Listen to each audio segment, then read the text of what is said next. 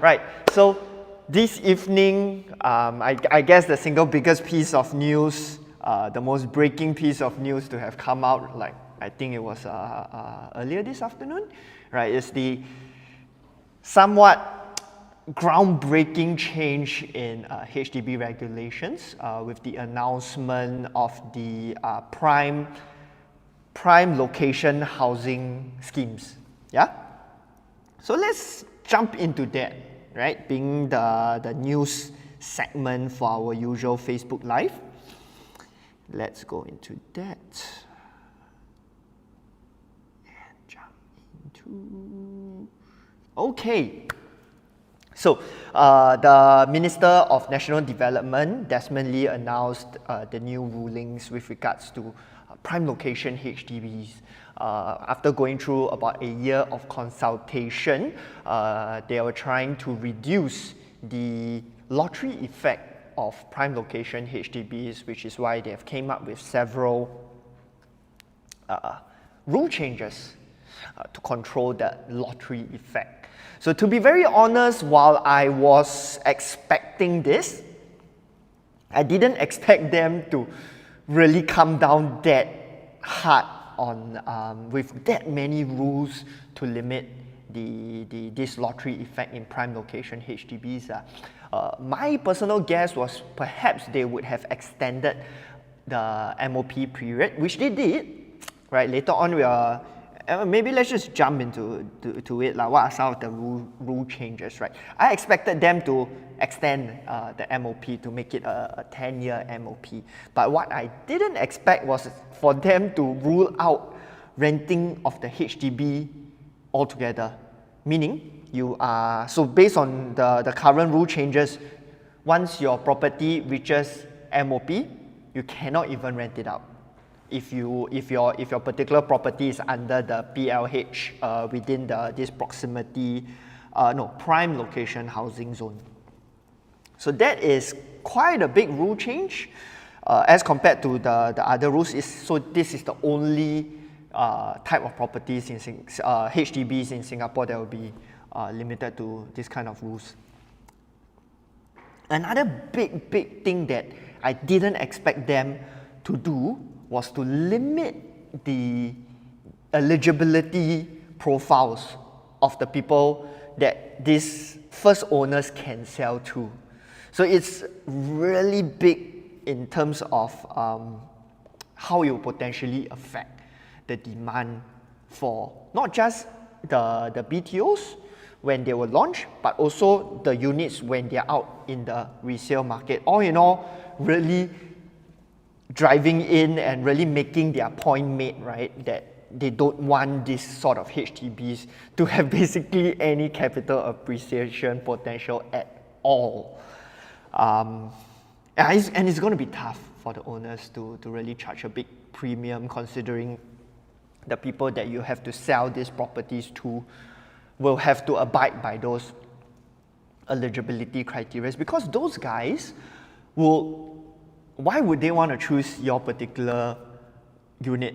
Because all these rules will encumber and will stay within that particular house up to halfway through their lease, for those of you who have read the articles. For those of you who haven't, what the minister is saying, that all these rules will stick with the house for half of its entire 99-year lease before they reconsider. So that is quite a big thing for these particular HDBs. So, I mean, I've received quite a fair bit of messages asking me how this really affect the market. So while it is quite shocking, and it's a really big thing, and it's the first time we are seeing something like that happen in the market, right? To be very honest, I don't see it causing a huge knock-on effect to the rest of the market, to be very honest. Some of the reasons why I think so, right? So of course, if you ask me to rank what is the biggest impact, I would say number one would be the 10-year MOP. because it totally kills the demand side of things when people are looking to buy. And you factor in the long waiting time you have to wait for the HDB, you add on the 10 years to that easily. By the time the guy can sell the property already, maybe the guy is easily 40 years old, close to 40 years old already, and he probably won't even be able to make a profit. So HDB has basically made the demand pool very, very niche. People that really wants to stay in those locations and have no intention to upgrade in the future and happy to wait for it, just want to secure the house at a fair price. The second one that I feel is the killer is the eligibility criteria, because it kills the demand in the resale side of things, because all the buyers that can meet this eligibility criteria will rather, they have so many other choices to pick from, right? And then of course the rule on not being able to rent out, I feel that would be very marginal in terms of its impact, because we all know how people have been working their way around this particular rule for a long time. But interestingly, what has not been announced is a specific area with which the government will be controlling the HDBs that were launched. Yes, they said GSW, but other than that, in terms of where exactly are these prime location HDBs at, they have not actually came out to say yet, right? I guess they intend to do it on a launch by launch basis. So I think those areas that may come into play, maybe the new HDBs coming up in the Dover Forest area. Yeah.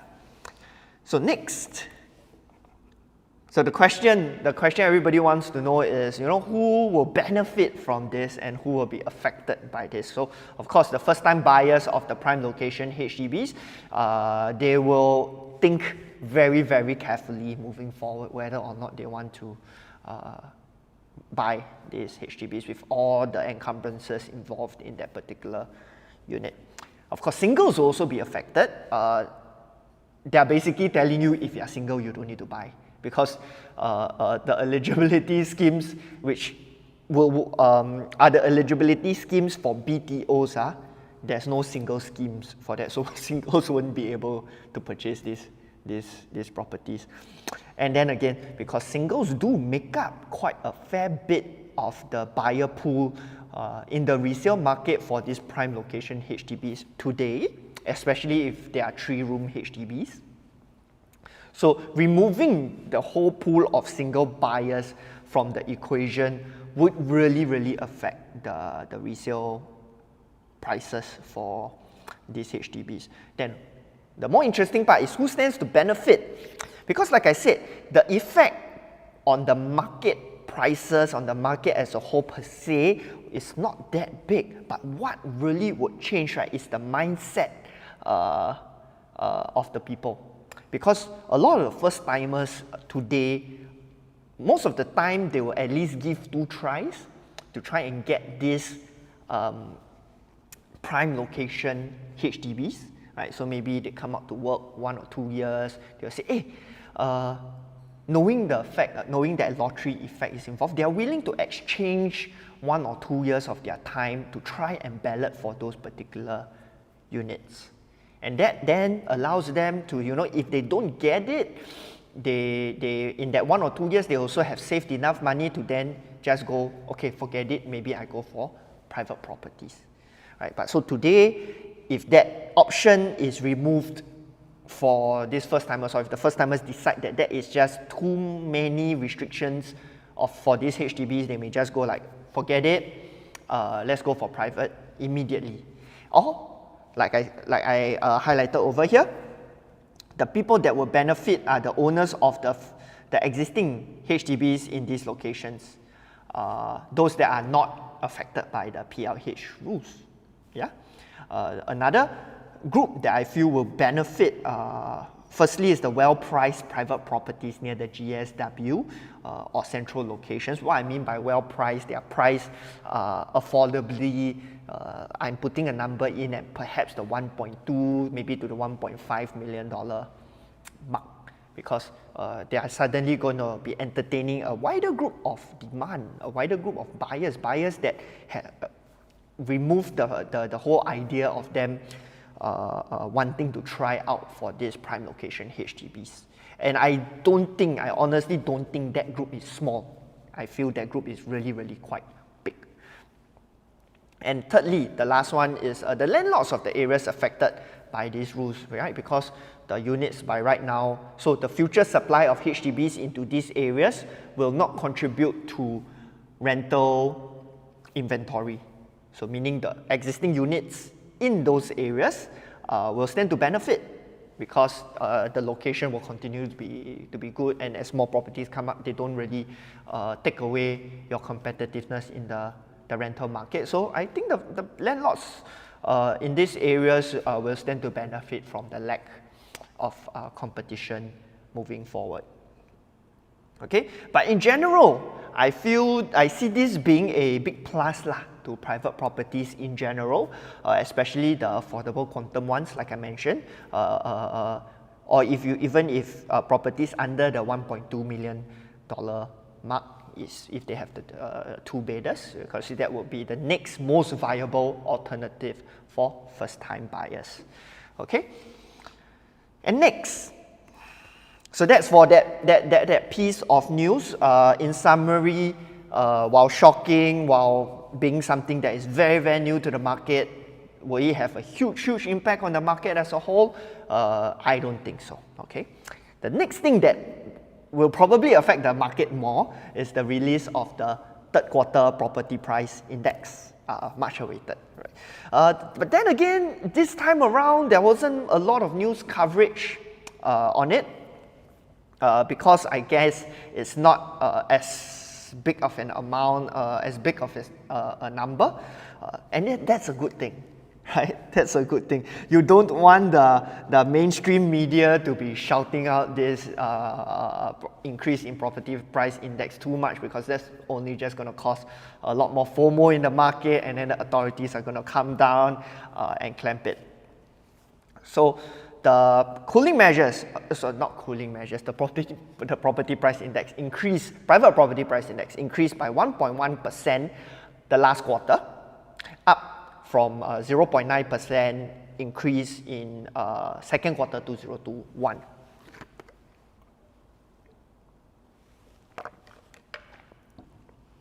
So all in all, since second quarter of 2020, we have seen a total of 8.5% increase. And so this 8.5% seems like a big number. The next question will be, are cooling measures coming? So I did a recent video talking about it, right? I believe it's perhaps just the most immediate, most recent video. You can go and check it out. I don't think, right, I put it out there that I don't think cooling measures are coming.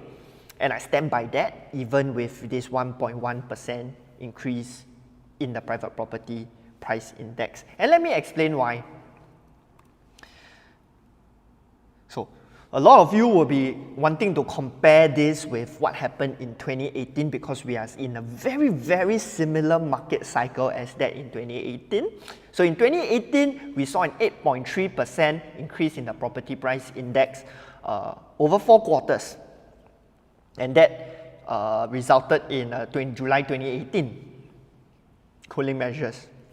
So of course, then if you are looking at the 8.5% versus the 8.3%, we have passed that. If you're just simply using the percentage increase as a gauge, we are past that, and you'll be afraid that maybe the government is going to come down and put cooling measures in place.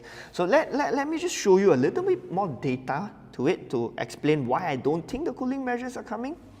First one I'll be looking at, okay, so all this data is out in the URA website. Let me put that into the chat, so you can go in and take a look and read it on your own. So in 2018, so the first data point that I'm looking at is the supply, pipeline supply. Okay, so notice in 2018, right? Apologies if the number is too small, you can't see it. In 2018, there is 26,961. I think I can scroll in. I don't want to scroll in. It's okay, I don't want to scroll in. Later I mess up the whole format, so let's not scroll in. There's 26,000 unsold units in the second quarter of 2018. Today, in third quarter 2021, there's only 18,721 unsold units. And if you look at the chart, it is pretty obvious. So in 2018, with the 4 consecutive quarters of price increase and an increase in supply, okay, it just doesn't make sense, okay, because supply is coming up, and assuming demand is constant, supply coming up and price coming up as well, simple economics will tell you that that doesn't make sense or that is unsustainable. Okay, but in today's market, supply is coming down. So supply coming down and assuming again demand is constant, it is fair that prices come up in a very simplistic economic way of looking at it lah. So, how the market is performing today and why prices are going up today based on economic fundamentals, very different from where it was in 2018, right? Low developer unsold inventory. The next data point that we want to look at is the TOP supply, okay? So in 2018, right, so this TOP supply is actually the same supply, but of course it's because of COVID, this TOP all have been pushed back. But you see the jump over here, this 24,000 is the same batch of supply. So it's our Park Esta, Treasure at Tampines, Normanton Park. These are the supplies that we are looking at. So in 2018, with that huge, sharp increase in price, 8.3% over 4 quarters, the market was sitting on all this unsold inventory that was TOPing 2 to 3 years or 4 to 5 years down the road, right? 2021 from 2018 is 3 to 4 years down the road. But today, 2021, wow, we are still expecting all these projects to TOP, but these projects are going to TOP in the next 1 or 2 years. So it's the same supply, right? The supply, if you really average out, it probably is about the same amount, but this TOP supply, they are already sold. So the government don't want a lot of vacant houses, so the fact that all these houses have already been sold, you know, that is not that big of a concern in terms of vacant houses and in terms of oversupply, right? So as a matter of fact, the market today, the fear in the market today, or our fear about the market today, is the impending undersupply. Look at post 2024. There's very, very little supply in the market. If you compare to 2018, you have supply, you have comfortable supply, 3 to 4 years visibility down the road. And the fact is that supply is very, very inelastic. You cannot just turn the supply tap on just like that, expecting a lot of TOP in 3 to 4 years. So we are going to see a huge undersupply in 2024, 2025. Then the next question is, where is the undersupply at?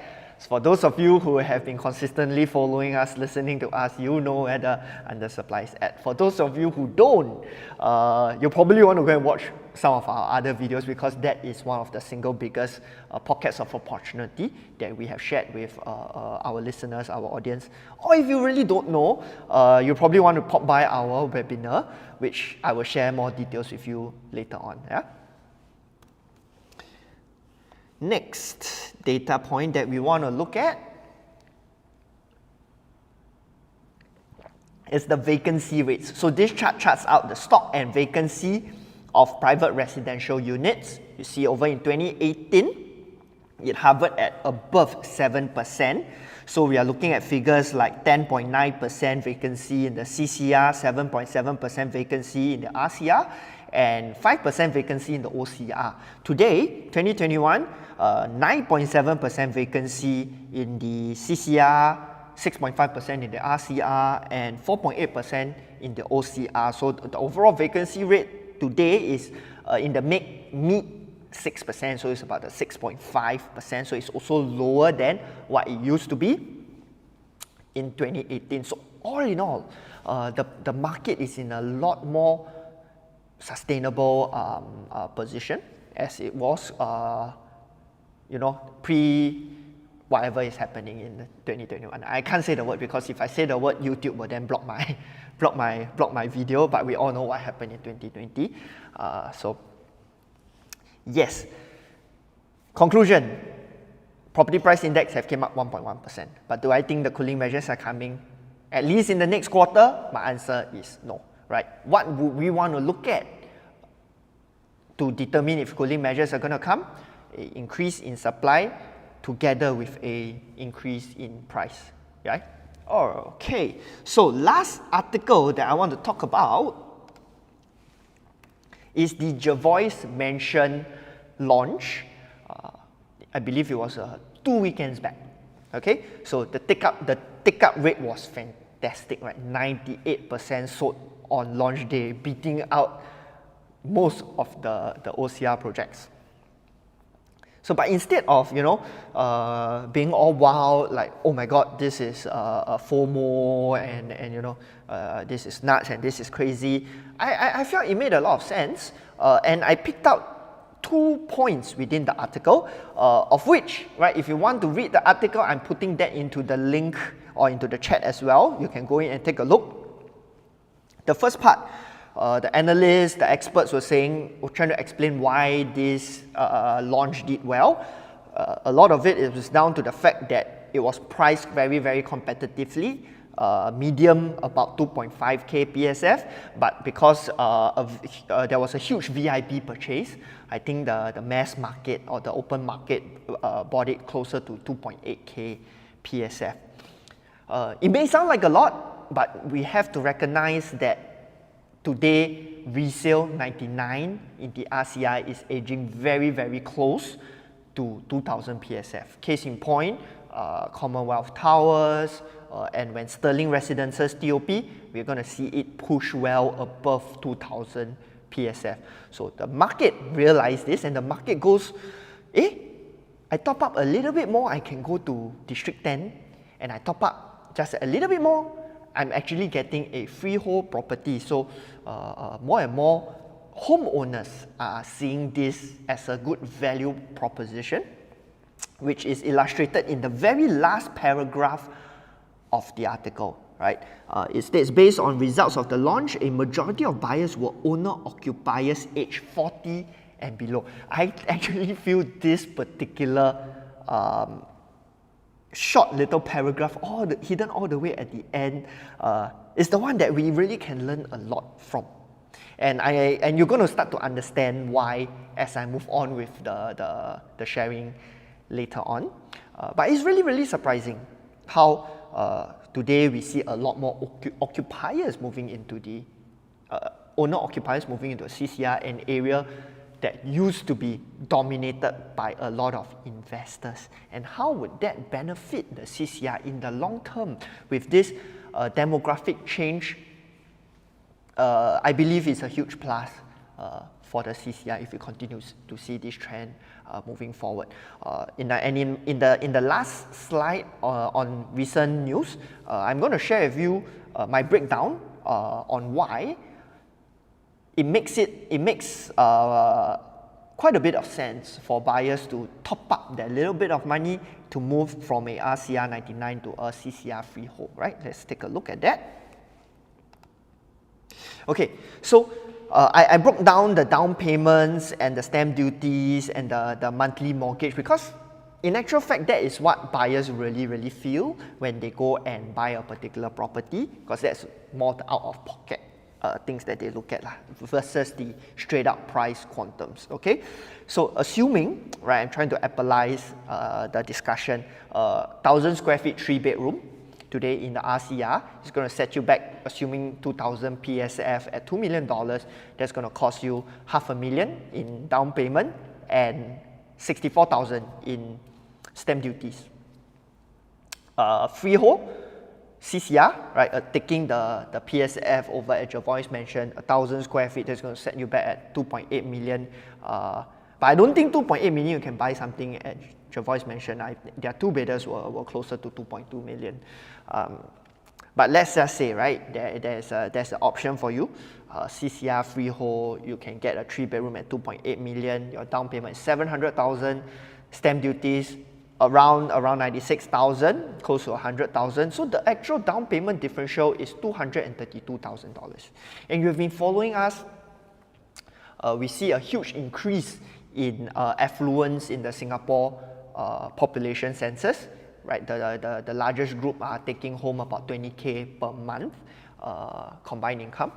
So, you know, this 232,000 to jump from a RCR 99 to a CCR freehold, it looks good, right? It looks reasonable and it looks good value for money, because usually freehold within the same district will command about a 10 to 15% premium in terms of their PSF, right? And this is, furthermore, this one is comparing resale and to something that is brand new, which usually commands also a certain PSF. So very easily, if you go into the market today and comparing a resale and a new, you will be looking at something like in terms of this kind of differential in down payment, right? And the monthly mortgage differential is about 2,200, considering the kind of buyer pool that you know, you just read the article, age 40 and below, they're most likely high income earners, and this 2,000 will be well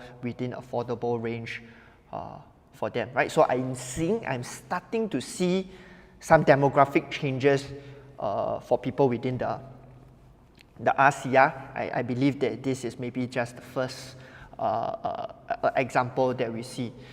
So what I learned from this is, you know, buyers in today's market they are still very, very quantum sensitive, right? They are very, very PSF sensitive. So if the PSF is right, buyers will snap them up very, very quickly, because there's a lot of liquidity in the market.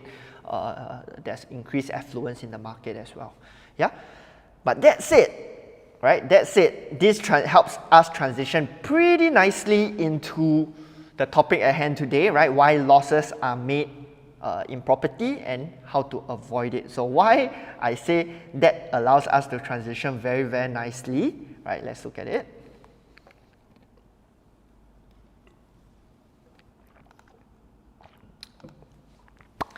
So this over here, right, is Jervois Mansion. Right? It's located at Jervois Close, near to River Valley. And a little bit up the road, we have over there, what's the name? Loft at Nathan. And you see, Loft at Nathan, right, in terms of the transactions, out of 29 transactions, 25 transactions are loss making.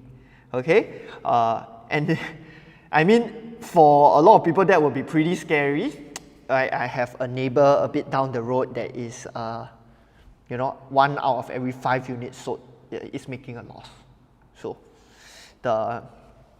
So today's topic, right, we are talking about why losses are made in property, and would it, let's say, affect the development like Jervois mentioned. So which is why I say what I really look at is what's the profile of buyers buying, you know, that in that particular property. So with Jervois mentioning that the majority of them are owner-occupiers, will it become the same case at Loft and Nathan? I don't think so, and let us dive into the reasons why I don't think so, right? So in today's, how I'm going to break down the discussion today is to answer these 2 questions. Question number 1, why do certain projects have such high percentage of loss-making transactions? And question number 2, why do people take losses? Right? I get this quite a bit, especially when I show people like loss-making transactions, and they'll be like, why do people take a loss in property? Isn't property supposed to be confirm make money one? Isn't property meant to be safe? Why are people taking losses, right? I personally have handled, right? We personally have handled a couple of these cases this year, right? So even though it's a excellent year for the market as a whole, there was still certain, quite a fair number of loss-making transactions that we handled. And, you know, we are going to share with you what goes on in, you know, what were they thinking, their mindset, you know, what happened, why do they do that, and why are they willing to do that. And of course, at the end, right, some recommendations from us so that it doesn't happen to you as well, okay? And to start that, right, I want to talk about the whole concept of a decreasing break-even point for investors in a property, right? I have touched on this very, very quickly before, but I think for today's session, let's go into it in a little more detail so that you can understand it and you can understand why you might want to avoid being a owner-occupier or actually purchasing a unit that is dominated by a lot of investors, and why you see trends like Loft at Nathan happening, right? Once I explain this, I jump back into that example, you'll understand it a lot better, okay? So let's get started, right? Assuming an investor buys a property for $1 million, they take a 75% loan, we're assuming a 2% interest rate or 30-year loan. This is the stamp duty they have to pay. The interest, assuming a 5-year holding period, the interest that they have to fork out is around $70,000. So this second part is the cost involved, okay? They have to pay $18,000 approximately in maintenance and $18,000 in property tax over 5 years. The rental collected, assuming the rental per month is $2,500, the rental collected over 5 years is $150,000. You minus off the rental agent fees. That's a positive cash flow that the owner is going to get at $36,000, allowing them to have a break even that is actually lower than their purchase price, right? Just $987,000. So this is the whole concept of a reducing break-even point for investors. Yeah. Let's take a look. If pardon the title. Yeah, it was a title for the previous discussion. So this ignore the title lah. Yeah. So for this chart, what we are looking at, right, is so just now we were talking about investors. What if it's owner-occupier? Okay, so same thing, right? The purchase price, down payment, loan, everything. The interest is going to be the same amount, $70,000, right? It's the same as an investor. Maintenance will be the same. Property tax will be slightly lower because of owner-occupier property tax. Notice the break even for a owner-occupier after 5 years, the same amount of time, is 1.12 million. Okay, so today, put yourself in this case study, in this scenario, right? We have your neighbor that's side by side with you, and he has been renting it out, right? 5 years later, he can sell at his purchase price, $1 million, and still make money because his break even is $987,000. You are staying in it, right? You have to sell above 1.12. If not, you're technically losing money. So, and the longer, and realize this, the longer it goes, the wider this gap moves. So, which is why sometimes I have people, when they meet me, they say, "Hey, why, Alvin? Why is the neighbor selling so cheap?" And especially if it is a property that is maybe 20 years old. The owner has fully paid off 10 years ago, and he's sitting on pure positive cash flow, no expense for the last 10 years. You're going to be here, and his break even is going to be like way below, and he'll be happy to sell any price in between and still make a comfortable profit, and you'll struggle to sell at that point in time. Okay, so I hope by putting it side by side like that, it helps give you a idea.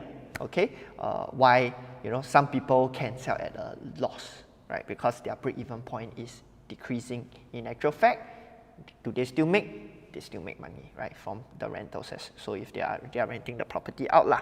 And how does this, how can we use this concept to help us? Okay.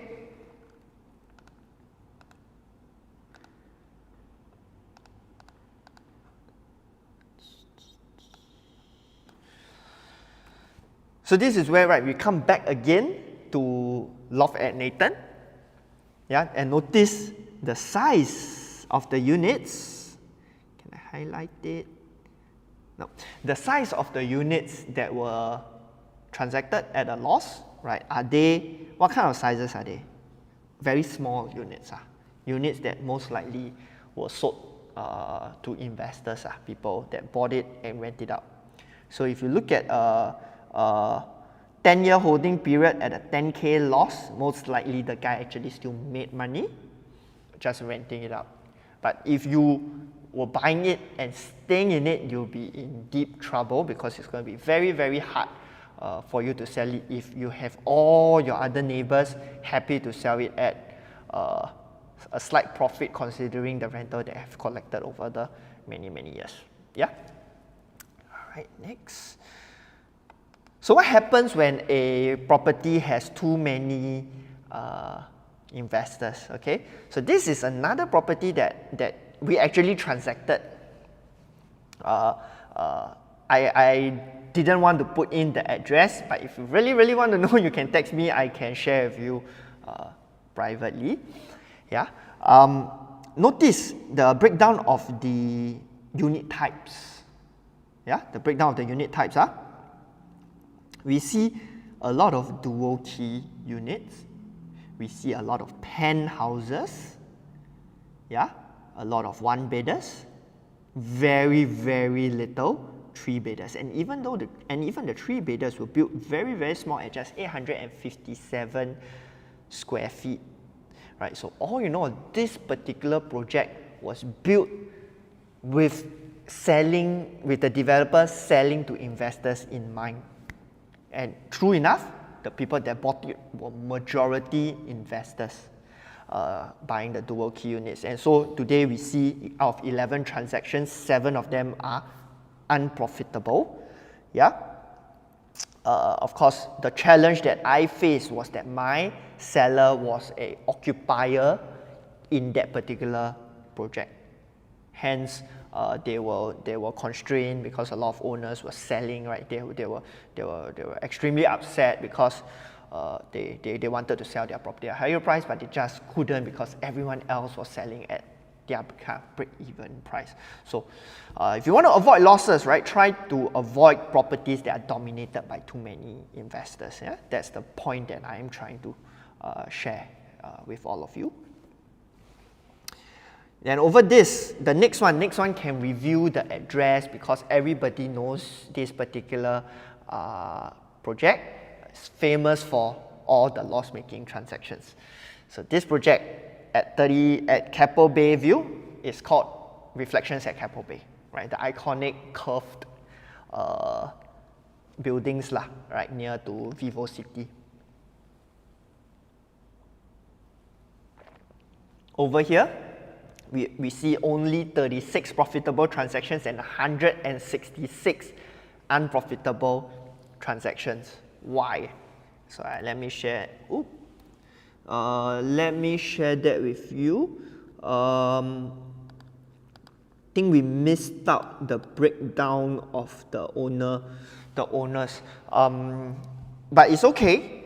I have that data. I sort of remember half of the project is owned by Singaporeans. The other half were either owned by PRs, foreigners, and companies. So it was dominated by investors, and not just investors, foreigners as well.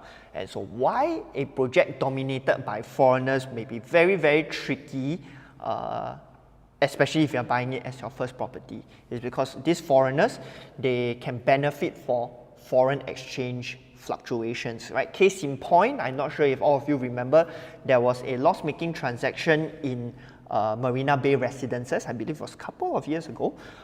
It was published that the owner sold it at a loss.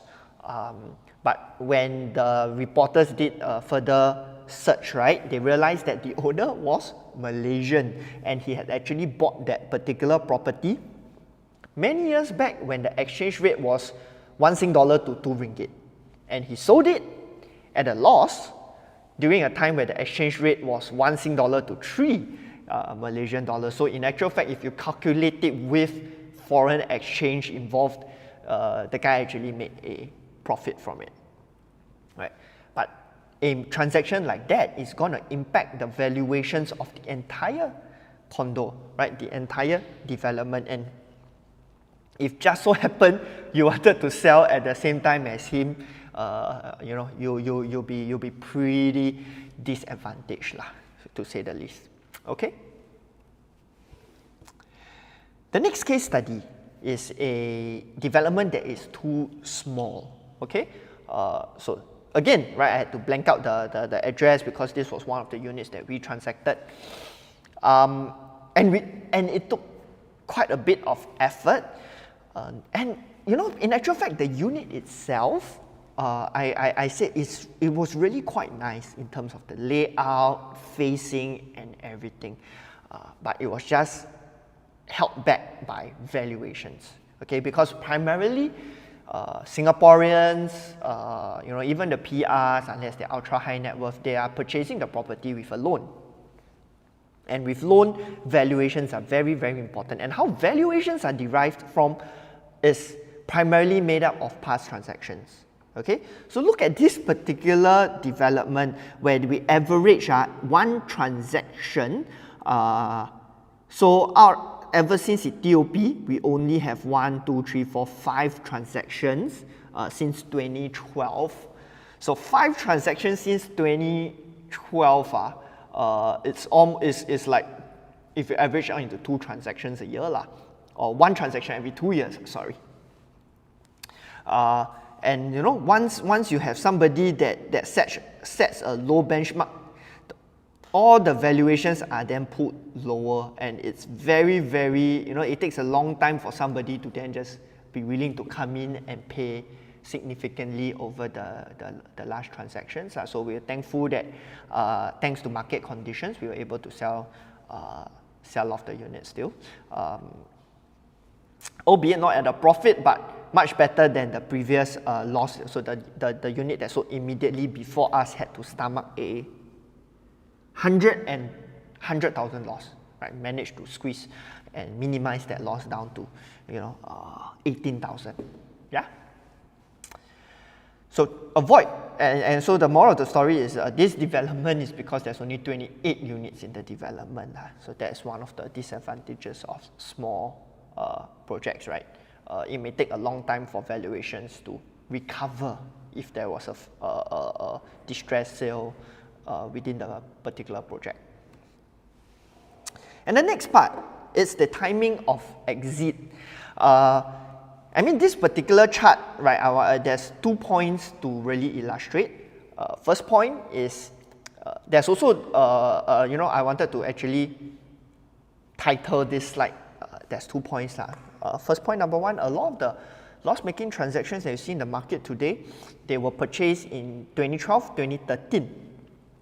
Right before the main cooling measures came about, our ABSD, our TDSR, the cooling measures that totally changed the whole the dynamics of the Singapore property market by removing speculative demand from the market, you know, with the ABSD and the TDSR rule changes.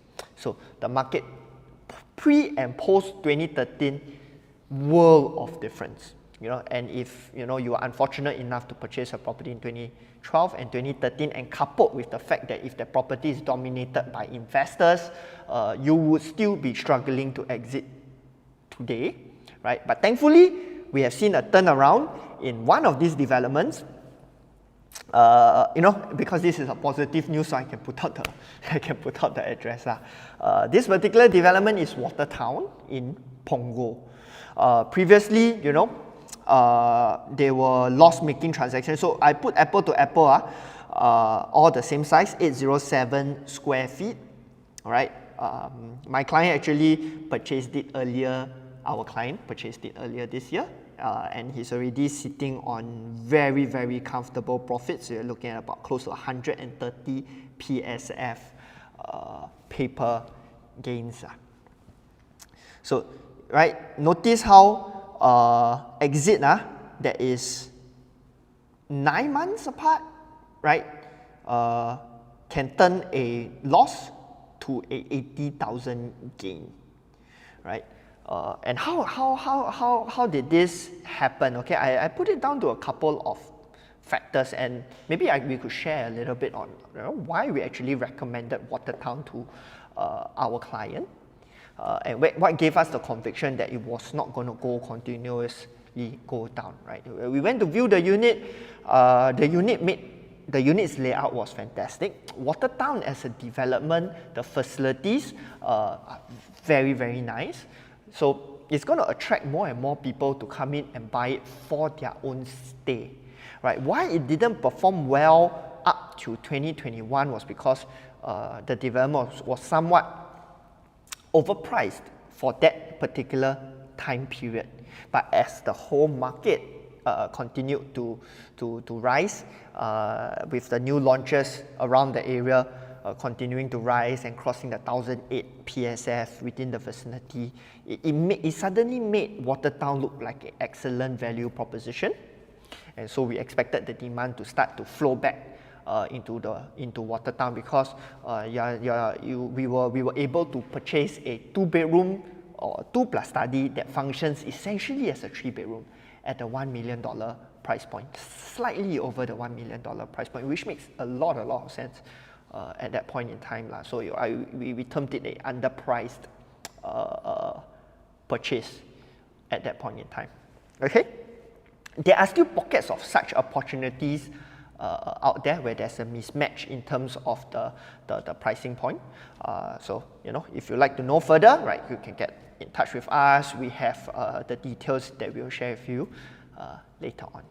Okay, so timing of exit is very, very important. So had the owner of the unit know that just by holding it a bit later, right, it will benefit them and will sell it at a higher price, they will probably have sold it later on lah. Okay, so which is why it's actually quite important to have the agent that you work with advise you accordingly based on the time of the particular exit. So next up, right, to summarize why some of the developments have such high percentages of loss-making transactions, right? Number one, too many investors, right? Understand the concept of decreasing break-even for investors. There's too many in foreigners, right? Because foreigners, most likely, they are investors, and they have exchange rate benefits for themselves. Too many small units within the development. A case in point, Loft and Nathan, right? That just means that the whole development is dominated by investors, and you're going to struggle to bring up valuations if a lot of them just choose to roll the properties, or they're happy to break even to sell. So a lot of these units, a lot of these properties also have very little units. So with very little units, it's sort of like a vicious cycle, because then there is a lack of transactions, there's going to be high maintenance costs, valuations are stuck, so on and so forth, right?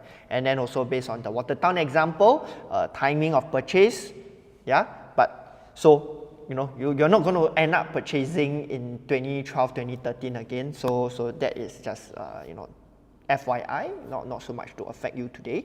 But last point, most importantly, is also timing of exit, right? And so with that also brings me to the next slide.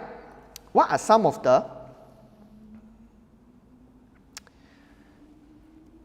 why do people cut their losses, right? So this is actual case studies, based on the owners that we spoke to.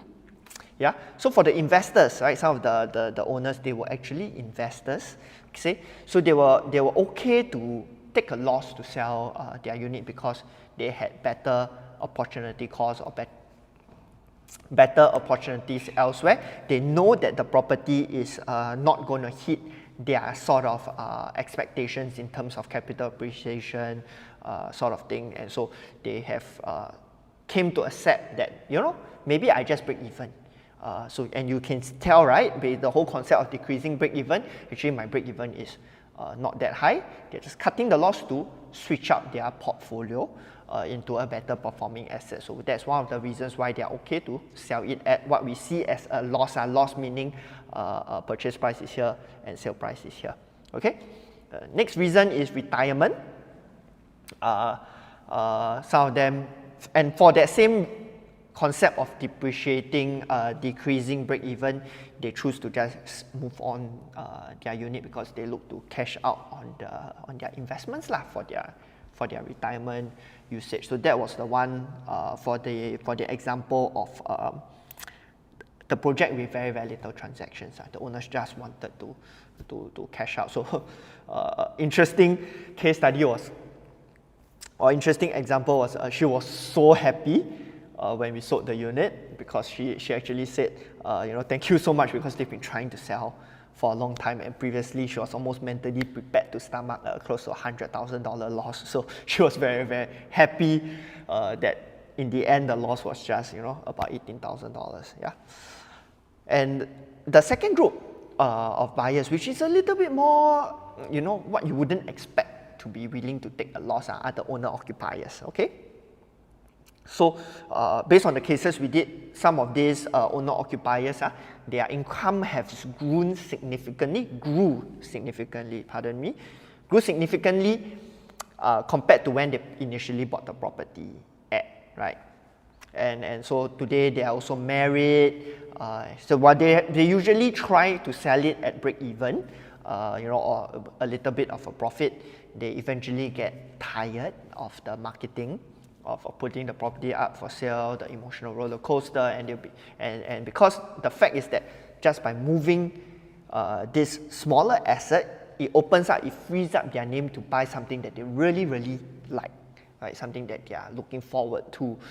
In those circumstances, they are willing to take a small loss or a loss on that original purchase to move on to bigger and better things. Yeah. Second point, right? Their needs have changed. At that point in time, they probably purchased a small unit for investment because they were single, not married yet, just want to take a plunge into real estate investing. But today they are married, they have kids, they need to look after the parents, so the needs are super, super different compared to when they initially bought the property. And that property just can't meet those needs anymore, so they must sell. And they sell at a time that probably isn't the best. Case in point, the Watertown example. Yeah, so which is why no choice. No choice, must sell. That's why have to take a loss based on whatever the market is willing to offer them at that point in time. Okay, of course, the third one is timing, which I mentioned earlier. And there are certain needs that are time sensitive. For example, if you need to move within a particular area for the school, for your kids, right? You don't have forever, or you can't, like the Watertown example, hold and hope that it turns that corner and starts to yield a profit.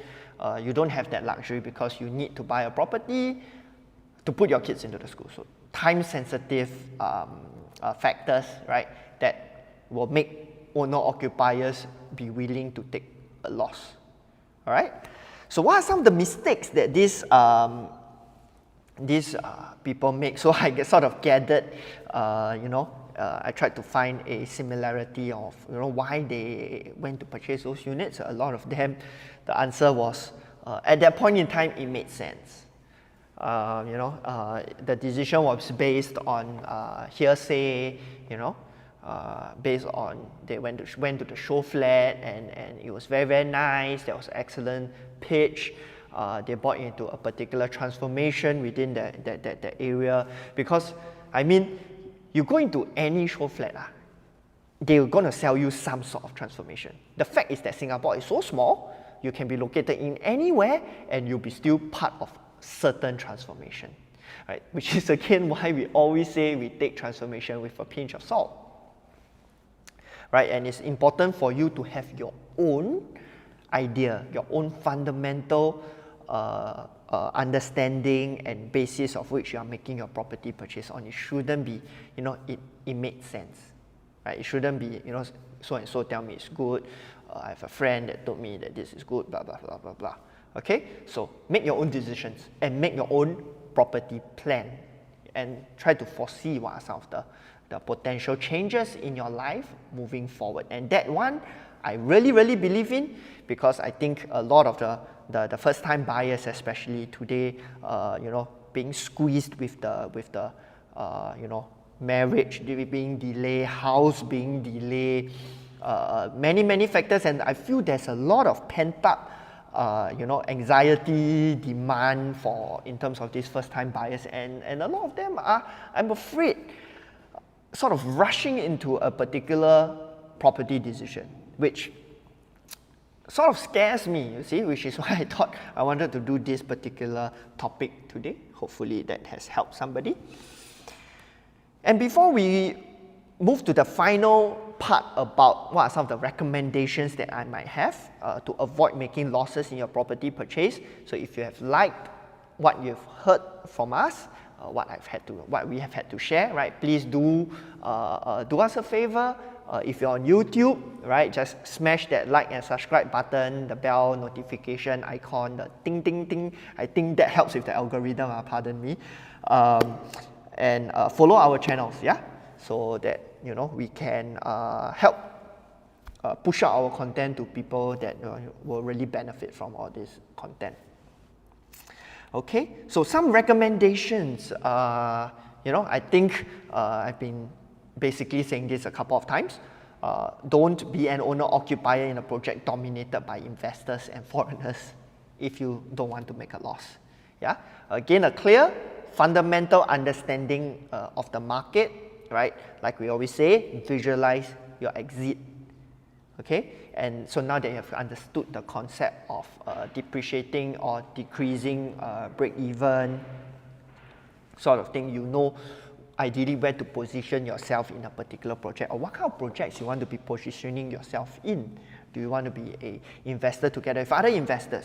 Do you want to be an owner-occupier in an investor-dominated area, or you want to be an investor in an owner-occupied area?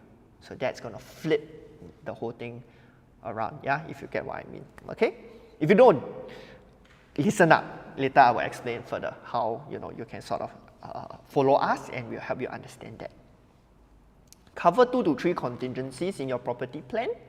Yeah, so for us, if we help a client plan, we usually drag the time horizon of planning 5 to 10 years down the road. Yeah, and also cover several contingencies. A lot of times when the clients meet us, it's like they will be saying, hey, I honestly never think so far. And I guess that's our job, to help them think 1 to 2 steps ahead, right? So it's more of just making them aware, making yourself aware of those potential things that may come up, right? But yet, not try to overplan it. It's just being aware of it, and so that you can cover those bases instead of trying to overplan it. It's a pretty fine line, right? But it's possible to do, okay? And lastly is to consider your alternatives. For example, right? If you're a first timer, if you're single, right? There's a lot more options than simply buying a one bidder, right? Because there may be a chance that if you want to buy a one bidder, you may end up landing in a project, in an area that is dominated by investors. Okay, you have actually plenty of other alternatives out there, be it slightly a bit further out, whereby you can get a slightly larger unit, allowing you more flexible exit plan. Yeah, so that's one thing. Always have flexibility in your property plan, so that you can sell at a time that you want to sell, or the property is fit for purpose at least for the next couple of years of your life, and you will not be stuck in one of those situations whereby you have to sell at a time that you don't want to sell at. Okay? So we are going to go into the Q&A session soon, so if any of you have any questions, put it down into the chat and I'll take them during the Q&A session, all right? And so, we are going to make it a point to try and do our fundamentals to real estate webinar once a month. So, again, we are trying to keep this session more intimate so that you can ask us questions on the spot. So because our Facebook live sessions is a lot of touch and go on different topics, we don't go deep into the details of the market. And but if that's what you're looking for, you're joining us for the first time, there's a lot of things and the concepts that I shared that you're unclear about, do join us. Can we put the sign up link into the chat? And you can sign up immediately over there. If you can jump over to the Facebook page, and the event should be pinned to the top of the page by the end of this Facebook Live. And again, right, we have a lot of materials prepared for you. So if there's any of these materials that you'll be interested in, these are reading materials, the Contrarian property strategies, really go into details. So these are some of the problems people face, right? Loss-making transactions, right? The Contrarian property strategies is to flip that around and put you in a position to take advantage of some of these things that I've shared. If you want to read that, or you want the ultimate guide to upgrading, to buying your first property, drop me a text. We'll be happy to send that over to you, right? And so how can we help? So like I said, this is the process with which we take all our clients through. Start off with a detailed introduction of the market, diagnosing the current situation, and trying to prevent losses like that from happening by really going through the property plan in detail, planning for contingencies, planning for alternatives, mapping out of the options, right? So we'll be with you before the purchase, during the purchase, and importantly after the purchase, because remember earlier, right, a difference in 9 months of your exit may be a $40,000 loss and an $80,000 gain. So the exit is very, very important, and we continue to work with our clients through the entire journey from purchase to sale, and we touch base with our clients on a year-to-year basis to make sure that they are up to date with what is happening, and we also be able to answer their questions if they have any. As a matter of fact, a lot of the listeners today are our existing clients, right? Any one of them over here that we can say hi to. But so that's that, right? If anybody have any questions, right, put it down into the chat. I'll be happy to answer them. If not, let us know if you want the ebook, the guide, or if not, right, you want more fundamental understanding, join us in our webinar, right? Any questions before we go?